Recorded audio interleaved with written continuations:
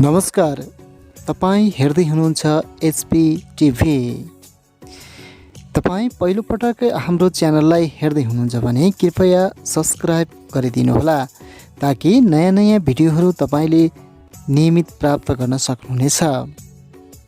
आज हामीले लैङ्गिक हिंसा विरुद्धको 16 दिने अभियान मनाउने सिलसिलामा जाजरकोटको सदरमुकाम खलङ्गामा भेरी नगरपालिकाको आयोजनामा गरिएको विशेष कार्यक्रमको प्रत्यक्ष प्रसारण ल्याएर उपस्थित भएका छौँ। आजको कार्यक्रममा कसले के भन्नुभयो, सहभागीहरूले के कस्ता जिज्ञासाहरू राखे र कार्यक्रमका प्रमुख अतिथि लगायत अतिथिहरूले कस्ता कस्ता कुराहरूलाई सम्बोधन गर्नुभयो, सो बारेको विस्तृत भिडियो सामग्री तपाईँहरूका लागि। कार्यक्रमको अन्त्यसम्म यो भिडियो हेरेर साथ दिनुहोला र तपाईँलाई लागेको सुझाव सल्लाह कमेन्ट बक्समा छोडिदिनुहोला। मानसिक रूपमा चाहिँ एउटा डिग्री सिकेर कार्यक्रम गर्ने टर्चर दिइराख्ने कुराहरू भयो होइन। अथवा चाहिँ काममा चाहिँ लगाउने श्रमका चाहिँ कुराहरूमा जस्तो चाहिँ बाल श्रम लगाउने कुराहरूमा पनि त्यो चाहिँ एउटा एक प्रकारको लैङ्गिक हिंसा नै त्यो पनि। अथवा चाहिँ त्यो यौनजन्य कुराहरूमा जस्तो चाहिँ अब जस्तो जबरजस्तीकरणका कुराहरू, मानवीयका कुराहरू, जस्तै यो कानुन व्यवस्था जति नै आएको छ यो सबै भनेको लैङ्गिक हिंसाको लागि चाहिँ अन्त्य गर्नको लागि भनेर आएको हो। जस्तो अब हामीहरूको बुझाइमा जस्तो अब निकै किसिमका हुनसक्छ, हाम्रो जस्तै समाजमा चाहिँ निकै किसिमका घटनाहरू हुनसक्छ नि। अब त्यो घटनामा चाहिँ यस्तो चाहिँ हामीलाई नपरे पनि, जस्तो चाहिँ तपाईँहरूलाई नपरे पनि जस्तो समाजसेवीमा देख्न सक्छ नि त। जस्तो चाहिँ कसैको केही भएको हुनसक्छ, ती कुराहरूलाई चाहिँ जस्तो यहाँनिर जस्तो समस्याको यस्तो यस्तो छ, यसलाई चाहिँ कसरी समाधान गर्न सकिन्छ भनेर राख्दाखेरि हुन्छ। हुनुहुन्छ होला। अनि हाम्रो जाजरकोटको सन्दर्भमा चाहिँ लैङ्गिक हिंसा विरुद्धको यो अभियानले चाहिँ कस्तो काम गरे जस्तो लाग्छ तपाईँलाई?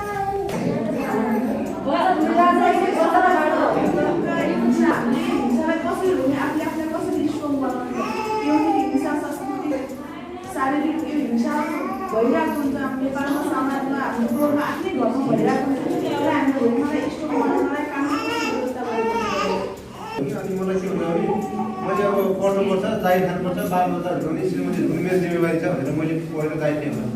महिलाहरूले के सोच्नु पऱ्यो भने म पनि पढ्छु, हुर्किन्छु, म जाहिर खाएर मेरो श्रीमान र बच्चा पाल्छु भनेर यो सोच्नुपर्छ।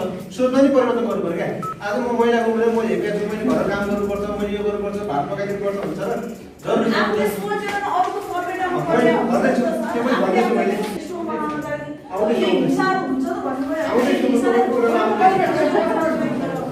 स्पष्ट परिभाषा गरेका छन् लिङ्गका आधारमा चाहिँ होइन कसैलाई हिंसा गर्नु भएन। कानुनमा त प्रष्ट व्यवस्था छ नि त।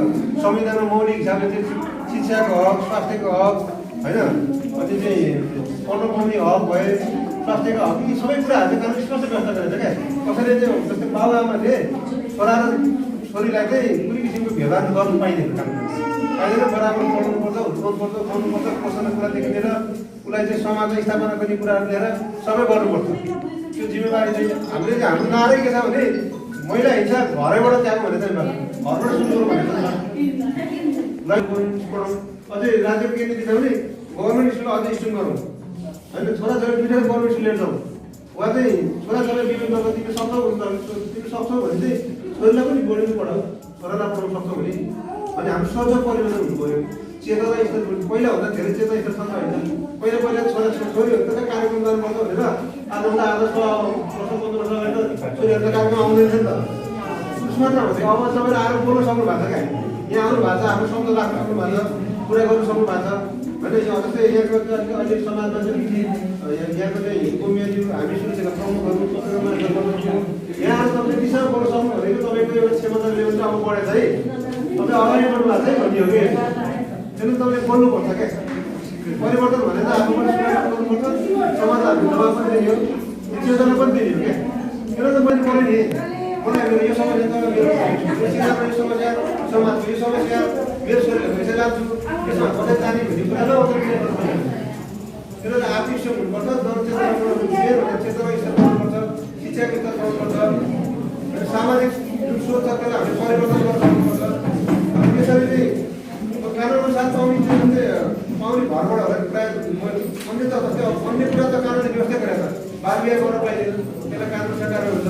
बहु बिहे गर्न पाइँदैन, जातीय हिसाबको कथा गर्न पाइन्छ त्यसलाई कानुन सरकार भन्छ उजुरी आउनुपर्ने विषयमा कसैले चाहिँ महिला भएको कारणले विभिन्न राजनीतिबाट दोषी भएर पाइँदैन होइन यस्तो धेरै विभेद छ नि त अहिले घरेलु हिसाब हो भने श्रीमानले चाहिँ श्रीमती रसियाहरू पुरीबाट अहिले आउँछन् पहिला आउँथ्यो अब घर विवाह समाजले पनि किन जान्छ खानदिन चाहिँ यो पालन दिन यो भन्छ अब अहिलेको महिलाहरूको छैन क्या आउँछ क्या मलाई खाना दिनु नाम दिनु भन्छ समस्या गर्छौँ कानुन छ आफ्नो हक अधिकार पाउनु कानुनले स्पष्ट व्यवस्था गरेको छ नि त तर आउनु पर्यो उजुरी गर्नु पर्यो न्यायपालिकाबाट न्याय निकाय गर्ने हो कि जिल्ला प्रहरी कार्य आउने हो कि अदालत जानुपर्ने हो कि सम्पूर्ण व्यवस्था छ त्यही भएर हिंसा सहने पनि होइन क्या नि मलाई गाह्रो पर्यो भने सहनु पनि हुने छ क्या सहनु पनि कसरी गर्दैन भन्ने छैन त न्यायालयले जानु तर हाम्रो व्यवहारमा त हाम्रो चाहिँ जीवनचर्यामा भनौँ त्यस्ता खालका अपराधहरू हिंसाहरू घटनाहरू घटिराखेको छ त्यस कारणले के अरे त्यो अपराध रोक्नको लागि हिंसा रोक्नको लागि कानुन आफै कारण हुने ऊ आफै चाहिँ दौडिनु त होइन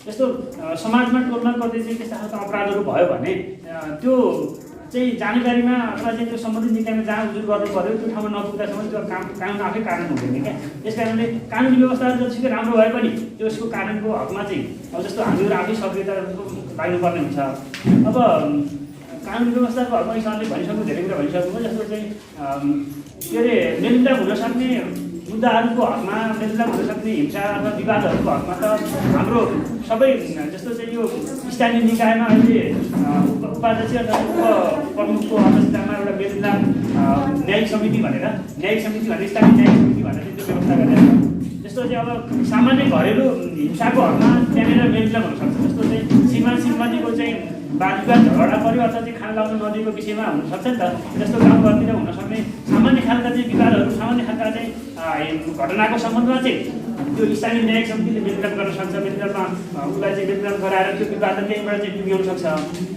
अब केही खालका चाहिँ जस्तो केही प्रकृतिका केही अलिक गम्भीर खालका चाहिँ कसुरहरूको हकमा चाहिँ मेलमिलाप गर्न पनि मिल्दैन मेलमिलाप त्यो समितिमा जाँदा पनि जाँदैन त्यो चाहिँ डाइरेक्ट त्यो फौजदारी मुद्दाको हकमा चाहिँ फौजदारी मुद्दाबाट त्यसको चाहिँ निरूपण हुन्छ त्यस कारणले कानुन व्यवस्थाहरू धेरै नै कानुन व्यवस्थाहरू छ जस्तो चाहिँ अब यो चाहिँ जस्तो यो छाउपडी प्रथाकोलाई चाहिँ गर्नको लागि रोक्नको लागि भयो होइन त्यस्तो बक्सिङको आरोपलाई चाहिँ कसुर मानेर चाहिँ कानुन व्यवस्था त्यसको चाहिँ अलग्गै आएको छ मानवीय जीवनमा जस्तो चाहिँ यो अरू जबरजस्ती करણીको केसमा भयो अथवा चाहिँ अपाङ्गता भएका व्यक्तिको अधिकारलाई चाहिँ संरक्षण गर्ने सवालमा भयो अथवा चाहिँ त्यस्तो कार्यस्थलमा हुने यौनजन्य दुर्व्यवहारहरू कुनै कार्यालयमा चाहिँ यौनजन्य दुर्व्यवहारहरू भयो भने त्यस्तोलाई चाहिँ नियन्त्रण गर्न लागि कानुन व्यवस्था आएको छ धेरै खालका कानुन व्यवस्थाहरू छन् अब त्यो कानुन व्यवस्थाहरू जस्तो चाहिँ हिंसाको प्रकृति कस्तो छ त्यो कुन कानुनले आकर्षित गर्छ भन्ने कुरा बुझेर अनि त्यसलाई चाहिँ मेलमिलाप हुन सक्ने विषयको हकमा चाहिँ सबैभन्दा पहिला जस्तो स्थानीय न्यायिक समितिबाट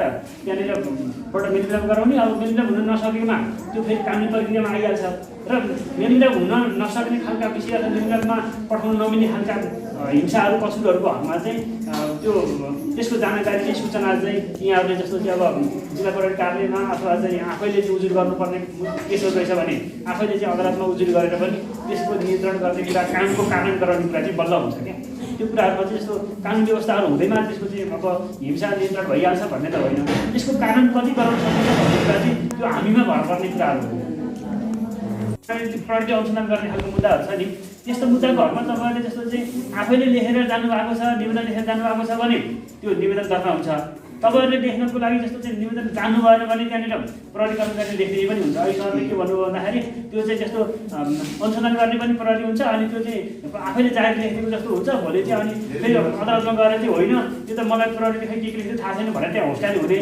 फेरि चाहिँ होइन भनिदिने खालको कुराहरू त्यही जसले चाहेको थियो नि त्यही मान्छे त्यस्तो भन्ने भएको कारणले गर्दाखेरि प्रहरीले चाहिँ सकेसम्म चाहिँ जसले चाहेर लिएर आउँछन् जसले चाहिँ निवेदन दिन आउँछ उसैले लेखोस् भन्ने कुरो हो तर तपाईँहरूले लेख्न जान्नु भएन भने अथवा चाहिँ त्यसको लागि नेपाली कागज किन्न पऱ्यो अलिकति जस्तो चाहिँ लेख्न व्यवहार जान्नु पऱ्यो पैसा खर्च लाग्छ त्यो आर्थिक हैसियत छैन भने त्यस्तो अवस्थामा प्रहरीले भोटाइले मुद्दाले लेखिदिन्छ तपाईँहरूले चाहिँ जस्तो यो मुद्दामा यसरी लेखेन भनेर यही हिसाबले जानु पऱ्यो लेखिदिइहाल्नुहुन्छ उहाँहरूले तर एउटा कुरा सुन्नु न जस्तो देवानी मुद्दाहरूको हकमा चाहिँ जस्तो अरू मुद्दाहरूको हकमा तपाईँहरू डाइरेक्ट प्राइभेट वकिलमा जानु भन्दैछ त्यहाँ त पैसा दिन्छ पैसा दिएर निवेदन लेखिन्छ तर यो मुद्दामा अथवा यो विषयमा चाहिँ यसरी लेखिएन त्यस कारण त्यसको चाहिँ गर्न पाऊँ भन्दाखेरि आर्थिक रूपमा चाहिँ जस्तो असहाय व्यक्तिहरूको हकमा चाहिँ जस्तो निःशुल्क कानुनी उपचारकै व्यवस्था छ त्यस कारण एउटा निवेदन लेख्ने कुरो होइन कि वार्षिक रूपमा 40,000 भन्दा कम आय स्रोत भएको कुनै भएको त्योभन्दा कम आय स्रोत हुने मान्छेहरू आर्थिक अवस्थाले भएको खालको मान्छेहरूको हकमा चाहिँ राज्यले निःशुल्क रूपमा उसको बस पैसा पनि गरिदिन्छ। हरेक कुराहरू जस्तो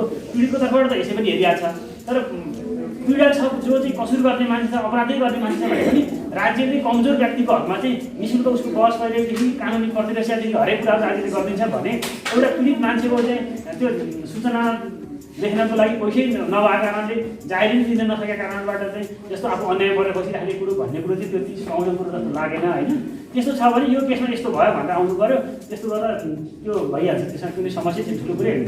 त्यस्तो क्या नगरपालिकाले क्या कुनै ठाउँमा घरेलु हिंसा हुन्छ होइन, घरेलु हिंसा भइसक्यो कि जस्तो मैले लेख्न भने ऊ मान्दैन क्या, मैले लेख्छु होइन त्यो पीडितको जो भएको छ त्यो पीडितको त्यो लेख्न जान्दैन र त्यो लेखा भने मैले यहाँ ल्याउँछु नि त्यो उसमा वकिलले लेखा चाहियो अरे, वकिलले लेखामा कहाँबाट त्यो त हुँदैन नि 1500 रुपियाँ लग्छ न नि 1500 रुपियाँ अस्ति बल्ल तिमी उसँग 500 रुपियाँ मात्र बल्ल 500 मा मिलाएर ल्याऊ। यस्तो हो त्यो मैले गरेको छु। निवेदन नै वकिल मात्र देखाउनु पर्ने चाहिँ होइन। जस्तो वकिलले लेख्दाखेरि अलिकति व्यवहारहरू मिलाएर देखाउँछ भन्ने हिसाबले नसुन्नुपर्ने कुराहरू चाहिँ छुटाउँदैन भन्ने हिसाबले चाहिँ।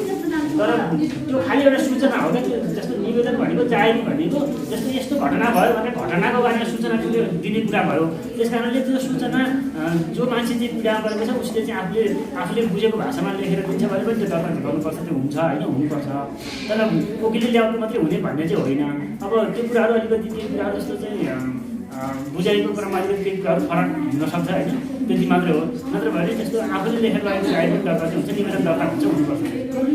जस्तै मैले अब कसैको मान्ने छ भने चाहिँ मलाई यस्तो समस्या छ भनेर मसँग आयो भने चाहिँ मैले त्यो निवेदन नगरपालिका पेस गरेर त्यो पेस मान्छ, मैले लेखा भने निवेदन मान्छ भने मान्छ कि भन्दैन अलि आएको जस्तो यति दिन बार्ने अलि यसरी बस्ने गोठमा बस्ने भन्ने कुराहरू यो हाम्रो एउटा खालको परम्परा हो होइन।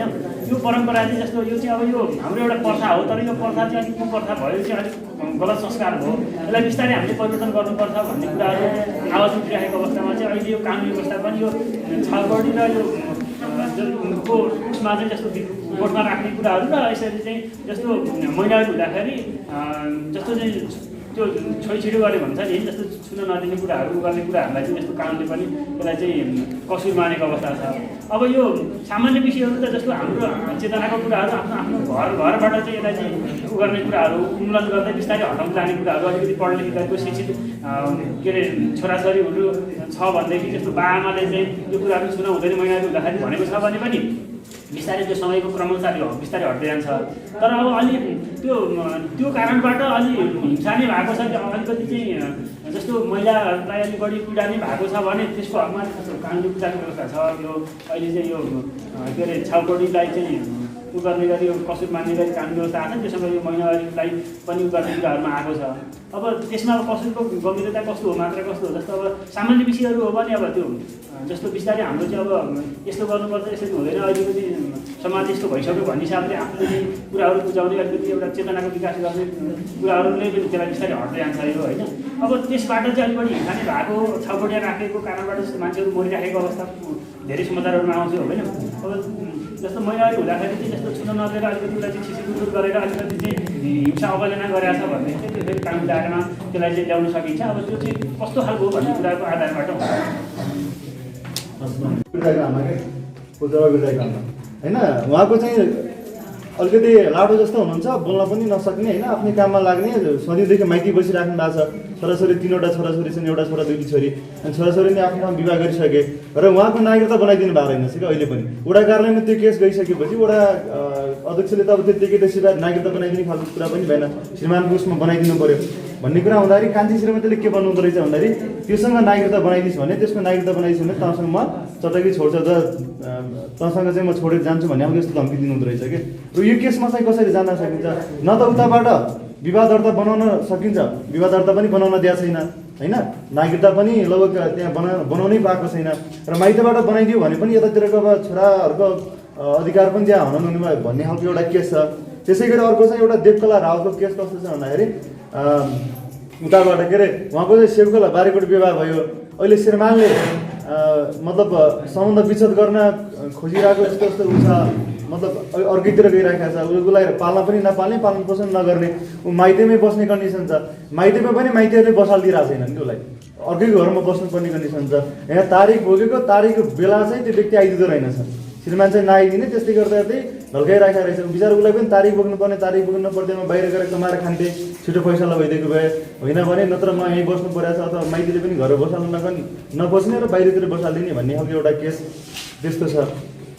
त्यसै गरी अर्को यहाँनिर चाहिँ मलाई देखिने चाहिँ यहाँनिर एउटा सुकिला नेपाली भन्ने आमा हुनुहुन्छ क्या, सायद यो पनि लैङ्गिक हिंसा भित्र नै पर्छ होला, मैले त्यो गरेर राखेँ। यहाँ के अरे बाहुनबारा पिपल डाँडा मेरो कहाँनिर बस्नुहुन्छ आमा होइन। पहिल्यैदेखि त्यहाँ एकजना परिवारको चाहिँ उहाँले चाहिँ रेखदेख गर्दै आइरहेको, उहाँलाई चाहिँ भन्छ नि सहयोगी रूपमा काम गर्दै आइराख्नु भएको रहेछ। र पछिल्लो चरणमा चाहिँ उहाँ एक्लै कुण्ठामा बिचारा घर पनि राम्रो छैन, एउटा कटेरो बनाएर बसिराख्नु भएको छ। मलाई न त्यो परिवारले हेर्छ नदेख्छ, केही गर्दैन कि। सहयोगी हात कसैले चाहिँ दियो भने होइन मागेर खाने कन्डिसन छ, कसैले दियो भने दियो, नत्र भने त्यत्तिकै सायद मर्ने खालको कन्डिसन होला उहाँको। त्यो खालको अवस्थामा उहाँ हुनुहुन्छ भने त्यो परिवारले सम्बन्धित परिवारले हेर्ने किन हेर्ने, त्यस्तो केसलाई चाहिँ कसले उठाइदिनु पर्ने हो त? त्यो त एउटा हिंसा त हो नि त्यो पनि होइन। उहाँलाई चाहिँ पालन पोषण उहाँले गरुन्जेलसम्म उहाँलाई त्यहाँ राख्यो, काम गरुन्जेलसम्म घरमा राख्यो होइन। तर घरमा अहिले उहाँ काम गर्न सक्ने हुनुहुन्न, त्यो घरमा चाहिँ दाउरा बोक्न सक्नु हुनुहुन्न, अथवा त्यो घर काम गर्न सक्ने हुनुहुन्न भनेपछि बुढेसकालको बेला उहाँलाई चाहिँ बाहिर निकालिदिएको छ क्या, त्यो घरमा बस्न नसक्ने कन्डिसन भएको छ। त्यही भएर यो केसलाई चाहिँ कसले हेर्ने त? उहाँको त बोल्ने कोही छैन नि त। त्यही भएर यस्ता खालको केस पनि कयौँ समाजमा छन् होइन। यो खालको केसहरूलाई अब कसरी जान सकिन्छ भन्ने कुरा ध्यानमा राख्नुहोस् न। हिंसा सहेर बस्छौँ अथवा हामीले हाम्रो घर परिवारमा हिंसा गर्छौँ तबसम्म यो समाजमा हिंसा रहिरहन्छ। हिंसा भनेको महिलाले पुरुषप्रति गर्ने हिंसा मात्र होइन, हामीले हरेक प्रकारका हिंसाको कुरा गऱ्यौँ, हिंसाका प्रकारहरूको कुरा गऱ्यौँ। लैङ्गिक हिंसा भनेको चाहिँ लैङ्गिक विभेदको कुराहरू छ होइन। अहिले यहाँ त हामी त कस्तो छ भने पल पलमा लैङ्गिक हिंसा भइराखेको छ। सर्वप्रथम हामी भ्रूण हत्या नै गरिराखेका छौँ, यो हजुर हामी सबैलाई थाहा छ होइन। छोराकै निम्ति अथवा छोरीकै निम्ति हामीले गर्भावस्थामै हामी लैङ्गिक हिंसा गरेका हुन्छौँ छोरा होइन। त्यस्तो खालको त्यहाँदेखि लगेर हामी आर्थिक हिंसाका कुराहरू छन् होइन। यस्तो आर्थिक रूपमा विपन्नता हुनुको पनि एउटा पीडा छ होइन। जबसम्म हामी अहिले हामीले महिला पुरुष बिचको जुन विभेदको अन्त्य गर्ने कुरा गरिराखेका छौँ, जबसम्म हामी आफू सक्षम नारी, सक्षम महिला होइन, सक्षम पुरुष भएपछि काहीँ पनि त्यहाँ विभेद भएको जस्तो लाग्दैन होइन। त्यसो भएको कारणले गर्दा हामीले त्यसमा सबभन्दा पहिला चिन्तन व्यवहारमा हामीले परिवर्तन गर्नु पर्यो। हामीले हाम्रो समाजको निम्ति, हाम्रो गाउँ समाजको निम्ति हामी सबैले बराबर भएर कसरी हामीले कार्यहरू गर्ने, हामीले हाम्रा हरेक प्रकारका जस्तो हामी विभिन्न प्रकारका समूहमा बसेका हुन्छौँ, हाम्रो घर परिवारमा छ, विद्यालयमा होला, विद्यालयमा पनि हामीले लैङ्गिक विभेदको कुराहरू अन्त्य गर्ने कुरा गरिराखेका छौँ। त्यसो भएको कारणले गर्दा यो सबै अन्त्य गर्ने कुरा जो हामी यो 16 दिने अभियान छ, यो अभियानको हामीले यो त एउटा औपचारिक कार्यक्रम मात्रै हो होइन। त्यसो भएको कारणले गर्दा 365 दिन नै हाम्रो अभियान हुनु पर्यो। हामीले जतिखेर पनि हामी सेन्सिटिभ हुनु पर्यो, जतिखेर पनि हाम्रो लैङ्गिक हिंसा हुन्छ कि अथवा मबाट हुन्छ कि अथवा कोही लैङ्गिक हिंसामा परेको छ कि त्यस्तोलाई हामीले जो कानुनी प्रक्रियाका धेरै कुराहरू आए उहाँहरूलाई हामीले सम्बन्धित ठाउँसम्म लिदिने कुराहरू पनि दाइ तपाईँको कानुनी बाटो यो हो भन्ने कुरा सिकाउनु पनि तपाईँ हामीले हिंसा न्यूनीकरणमा त्यसले महत्त्वपूर्ण भूमिका खेलेको हुन्छ। त्यसो भएको कारणले गर्दा हामीले आज महत्त्वपूर्ण अन्तर्क्रियात्मक कुराहरू जस्तो हाम्रो सुरक्षा निकायका प्रमुखहरू सबै हाम्रो सरकारी वकिल कार्यालयबाट सबैले एकदमै कानुनी प्रक्रियाका कुराहरू जो तपाईँले राख्नुभयो निर्देशकतापूर्वक होइन, यो पनि एउटा अवसर हो। हामीले घरको काम त हामी सधैँ गरिराखेका हुन्छौँ अनि तपाईँलाई एउटा यो फोरम जुन उत्पादन गऱ्यो हाम्रो हामी धेरै नगरपालिका लगायत हामी साझेदारहरूले, त्यसको निम्ति तपाईँ हामीले जे कानुनी कुराहरू सिक्यौँ यसको विषयमा हामीले हाम्रो गाउँघरका पीडित, हाम्रो जो पीडित हुनुहुन्छ, लैङ्गिक हिंसा पीडित हुनुहुन्छ, उहाँहरूलाई हामीले यो कुराहरू सिकाउने गरौँ। आगामी दिनमा उहाँहरूले आफ्नो बाटो जसरी हामी आफू हिंसामा पर्दा उहाँहरूले त्यो खालको एउटा कानुनी बाटोको कुराहरू, कानुनी प्रक्रियाको कुराहरू बारेमा पाउनुहुनेछ। यो कुराहरू महत्त्वपूर्ण कुराहरू जो भएको छ यसलाई हामीले गाउँ समाजसम्म लिँदै लैङ्गिक हिंसालाई न्यूनीकरण गर्ने पहल गर्नेछौँ। र आजको यो महत्त्वपूर्ण कार्यक्रममा सहभागी सम्पूर्ण हार्दिक धन्यवाद दिँदै राख्ने पछाडि अनि एउटा चाहिँ चेतनाको विकास हुन्छ। मान्छेले चाहिँ यस्तो खालको चाहिँ हिंसा गर्नु हुँदो रहेछ, कानुनी व्यवस्था आज यस्तो रहेछ, यस्तो खालको चाहिँ कसुरहरू गऱ्यो, अपराध गऱ्यो भने यस्तो खालको सजाय हुँदो रहेछ भन्ने खालका कुराहरू हुन्छन्। र त्यो भयो भनेदेखि चाहिँ मान्छेको एउटा चेतनामा चाहिँ मान्छेको एउटा चाहिँ संस्कारमा काम गर्ने शैलीमा चाहिँ परिवर्तन आउँछ र बिस्तारै त्यो हिंसाहरूको अन्त्य हुने हुन्छ। अब हामीले चाहिँ जस्तो यो कार्यक्रममा मैले धेरै सहभागीहरू महिला लाई देखिरहेका छु होइन। अब यो पुरुषहरू पनि यहाँ हुनु पर्थ्यो कि अब विभिन्न कारणले महिलाहरूको सहभागिता भयो होइन। अब यहाँहरू विभिन्न क्षेत्रबाट प्रतिनिधित्व गराउनु भएको छ। यो हिंसा गर्ने चाहिँ यो हाम्रो अहिलेको हाम्रो कन्टेक्स्टमा हेर्दाखेरि चाहिँ यो हिंसा गर्ने धेरै भनेको अधिक मात्रामा चाहिँ पुरुषले चाहिँ बढी हिंसा गरिरहेको देखिन्छ। त्यस कारणले यहाँ चाहिँ पुरुषहरूलाई पनि ल्याएर सुनाउनु लागेको अझ राम्रो हुन्छ जस्तो लाग्छ होइन। अब ठिकै छ पनि यहाँहरूले चाहिँ अब धेरै कुराहरू बुझ्नु भएको छ होइन। अझ यहाँ यो कार्यक्रमबाट पनि केही कुराहरू यहाँले अलिक क्लियर हुनुभयो होला। त्यो कुराहरू यहाँले अब आफ्नो ठाउँहरूमा आफ्नो टोलमा सीमामा लैजानुहुन्छ र अनि यहाँले चाहिँ अब यो आफूले जानेका कुराहरू अरूलाई सिकाउनुहुन्छ। त्यसरी नै यसको चाहिँ बिस्तारै चाहिँ यो हिंसा नियन्त्रण गर्ने कुराहरू, विभेद नियन्त्रण, अपराध नियन्त्रण गर्ने कुराहरू हुन्छ भन्ने जस्तो लाग्छ।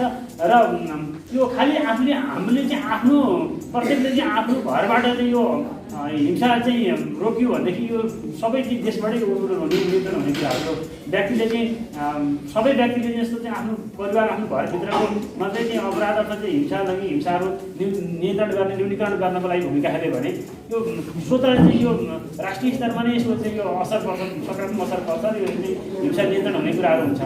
अब त्यो कुराहरू चाहिँ अब भइहाल्छ। यहाँहरूले चाहिँ यहाँको उपस्थिति पनि अलिकति अन्तर्क्रियात्मक राम्रै चाहिँ सहभागिता रह्यो। अब यहाँ अब यो उद्घोषण केन्द्रले चाहिँ एउटा दुईवटा कुराहरू गर्नु भएको थियो। मैले खालि यसमा चाहिँ के भन्दाखेरि उहाँले भन्नुभएको विषयबाट चाहिँ यो असहाय मानिस जो चाहिँ आफ्नो चाहिँ सहारा विहीन अवस्थामा अहिले चाहिँ बसिरहेको छ भने त्यस्तो अवस्थामा चाहिँ अब उसको चाहिँ छोराछोरी, छोराबुहारीहरू उसलाई चाहिँ जस्तो हेर्नुपर्ने उसको चाहिँ सहारा कोही छैन भनेदेखि त अब त्यो अल्टिमेटली चाहिँ जस्तो राज्यले चाहिँ उसलाई हेर्नुपर्छ होइन, नागरिकलाई हेर्नुपर्छ, सहारा दिनुपर्छ अथवा संरक्षण गर्नुपर्छ भन्ने छ। तर उसको चाहिँ सहारा उसको चाहिँ जस्तो चाहिँ आफ्नो चाहिँ छोराबुहारीहरू अथवा चाहिँ छोरीहरू कोही छ भने त्यो आफ्नो चाहिँ जस्तो सहारा दिने अवस्थामा त्यसरी चाहिँ कष्टकर जिन्दगी बिताउनु चाहिँ यो मानवता विरुद्धकै एउटा अपराध हो क्या त्यो चाहिँ। त्यस कारणले पनि त्यो पालन पोषण गर्नुपर्ने दायित्व भएको छोराछोरीले चाहिँ आफ्नो बाबुआमा अथवा आफ्नो चाहिँ संरक्षकलाई पालन पोषण गरेन भने अहिलेको यो अपराध संहिताले पनि त्यसलाई चाहिँ कसुर मानेको अवस्था छ। त्यस कारणले त्यस्तो छ भनेदेखि आफ्नो छोराबुहारी भइकन पनि उसलाई चाहिँ हेरचाह गरेको छैन भनेदेखि चाहिँ उसलाई चाहिँ त्यो कानुन दायरामा ल्याउन सकिन्छ एउटा कुरो चाहिँ। अर्को चाहिँ त्यो नागरिकताको सवाल थियो। त्यो नागरिकताको सवालमा पनि नागरिकताबाट नेपालले चाहिँ के कल्पना गरेको छ भन्दाखेरि जातिले चाहिँ नागरिकता विहीन अवस्थामा कोही पनि मान्छेलाई चाहिँ रहनु हुँदैन। उमेर पुगेको मान्छे छ, नेपाली नागरिक हो भने नेपाली नागरिकले नागरिकता पाउने कुराबाट वञ्चित हुनु हुँदैन भनेर चाहिँ भनेको छ। त्यस कारणले संविधानमा विभिन्न किसिमका नागरिकताको व्यवस्था गरेका छ होइन। अब त्यस्तो वंशजको आधारमा दिने हो कि अथवा चाहिँ अङ्ग्रेजी नागरिकता प्राप्त गर्ने हो कि होइन, के नागरिकता प्राप्त गर्ने, पहिला जन्मको आधारको नागरिकता पनि थियो। त्यस कारणले नेपाली नागरिक हो भनेदेखि नागरिकता पाउने कुराबाट चाहिँ विमुख गर्न सकिँदैन, विमुख हुन पाइँदैन, के अरे पर्दैन। त्यो अधिकार छ, नागरिकता प्राप्त गर्ने अधिकार छ। त्यसको लागि चाहिँ अब श्रीमान छ, श्रीमानले चाहिँ दिनु पऱ्यो। नभएदेखि अब नागरिकता पाउनको लागि कसबाट आफ्नो चाहिँ बाबुआबाट नागरिकता दिने हो कि अहिले आमाबाट पनि नागरिकता दिन दिने अवस्था छ होइन। बाबुबाट मात्रै नागरिकता दिनुपर्छ भन्ने पनि छैन। त्यस कारणले नागरिकताबाट वञ्चित हुने कुरा चाहिँ त्यो चाहिँ अहिलेको हामीले चाहिँ अहिलेको अवस्थामा अहिलेको यो चाहिँ हाम्रो एउटा चाहिँ 21औं शताब्दीमा चाहिँ नागरिकता विहीन अवस्थामा कुनै पनि नागरिक बस्नुपर्ने गरी चाहिँ कल्पना कसैले पनि गर्न सक्दैन। त्यसको चाहिँ जस्तो अब जिल्ला प्रशासन कार्यालय मार्फत नागरिकता चाहिँ दिने व्यवस्था हुन्छ र त्यहाँबाट बुझ्दाखेरि उसले चाहिँ श्रीमानले दिन चाहेन, दिएन अथवा चाहिँ विभिन्न किसिमका चाहिँ समस्याहरू भयो अथवा चाहिँ कानुनी अडचनहरू भयो भने यो उसको बाबुआमा को छ उसबाट पनि नागरिकता दिन सक्छ। नेपाली नागरिक हो भने उमेर पुगेको मान्छे नागरिकता दिन सक्छ, नागरिकता दिन पाउँछ। त्यो कुराहरू भयो भने यति भन्दै मैले चाहिँ यो कार्यक्रममा बोलाइदिनु भयो। त्यसको लागि पनि मैले यहाँलाई चाहिँ धन्यवाद दिन चाहन्छु र आफ्नो भनाइ यहाँ साहबलाई पनि सर्वोच्च पारिदिनु भएको छ र मैले पनि केही भनिदिनु भएको छ, त्यसको लागि पनि धेरै धेरै धन्यवाद दिन चाहन्छु। त्यसै गरी हामी अब अन्तिम चरणमा छौँ र मधुकुमार थापा सर, प्रहरी न्यायिक परीक्षक सरज्यूलाई हार्दिक अनुरोध गर्दछु। मैले भने त्यो कुरा रिपिट हुन्छ। जस्तै सहरै सर्वोच्च कुरा आयो, हामीले अवश्य कुरा आयो, त्यो कानुनी कुराहरू हजुरले भनेको कुराहरू हामीले अन्तर्क्रियामा प्रश्नको सवाल र जवाब दिँदै गयौँ। रिपोर्ट बनाएन, जे प्रश्न सोध्नुको त्यो सवाल हामी जवाब दिँदै गयौँ र हामीले चाहिँ त्यो धेरै कुराहरू सुनिदिएको। यसको मुख्य पनि हिंसा, कुनै पनि हिंसा अन्त्य हुने मेन कारण भनेको चेतनै हो। यसको विकल्प छैन। चेतनामा यस्तो जस्तै प्राचीन युग हुँदै मध्य युग हुँदै आज हामी आधुनिक युगमा आएको कारण भनेको चेतना हो।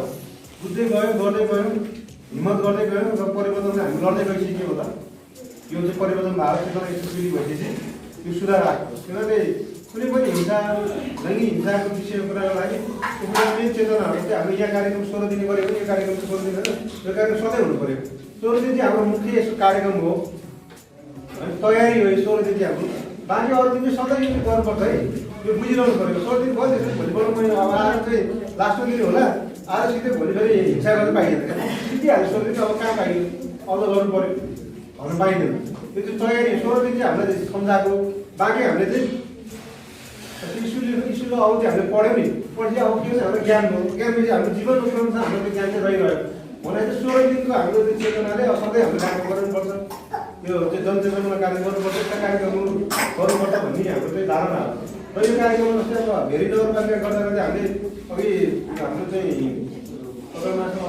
वडामा गर्नुपर्छ, प्रत्येक पालिकामा पुग्नुपर्छ। यहाँ त अलिकति हामी अलिक बुझेका छौँ, सदरमुकामको पढा लेखेका छौँ, प्रश्न उठाउँछौँ, तर हाम्रो कति यस्तो छ जस्तै शरीर कुसेको माथिल्लो भागमा त प्रहरी देखेर मान्छे भाग हुन्छ क्या, म त भने क्या प्रहरी हामी तल चाहिँ गाउँको मान्छे छ, भाइलाई त मैले सोधेँ किन भागेँ, भाग डरायो भने ढङ्ग भयो।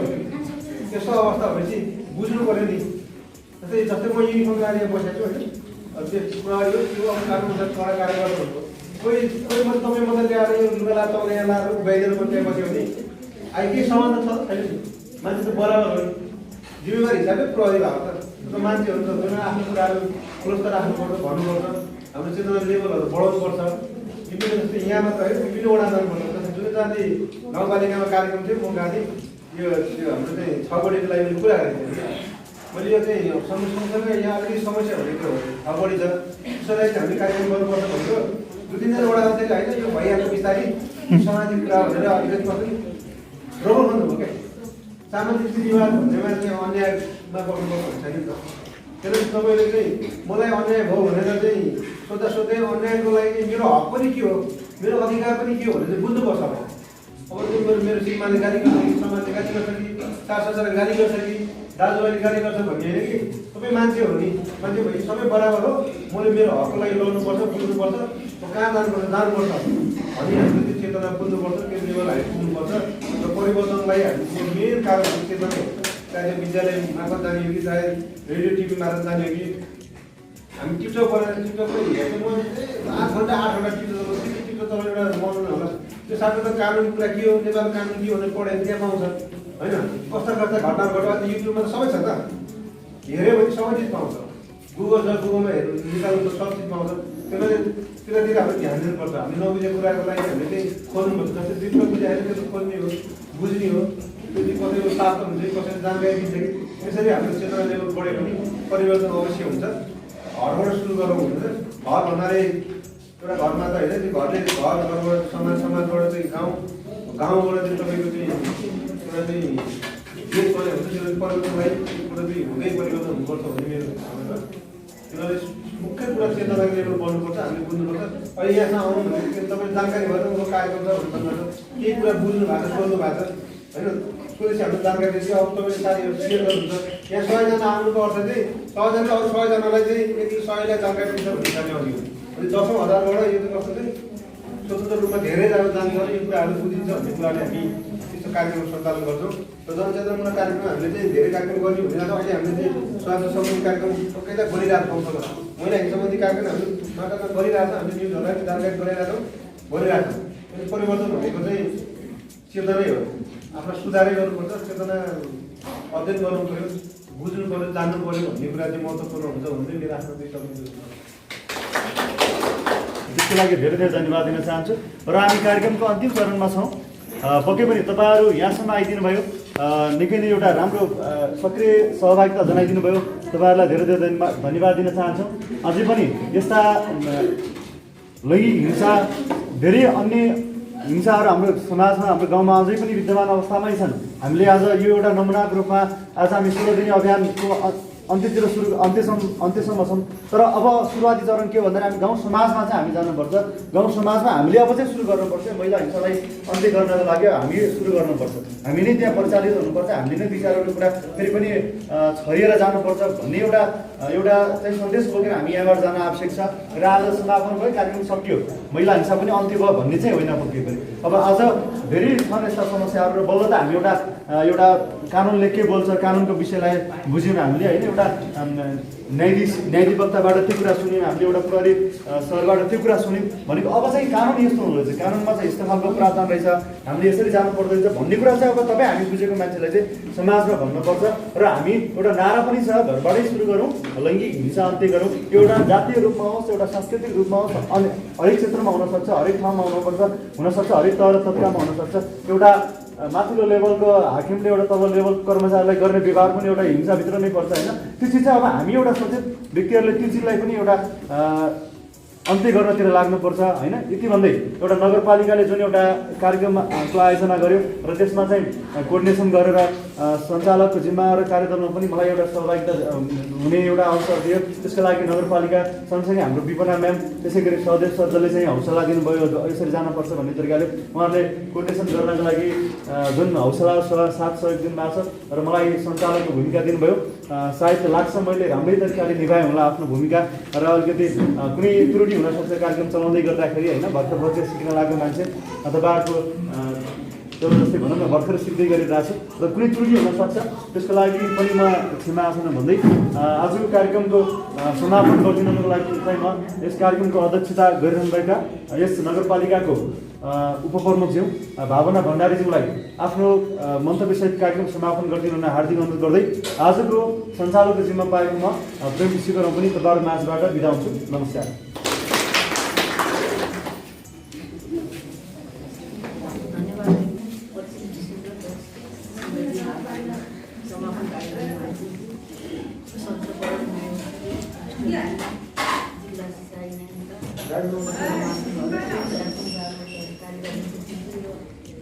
कार्यपालिका सदस्य वडाहरू लगायत सम्पूर्ण नगरपालिका समुदायका आमा समूह सङ्घ संस्थामा आबद्ध साथीहरू र भाइ बहिनीहरूलाई लैङ्गिक हिंसालाई सफलताको शुभकामना दिन चाहन्छु।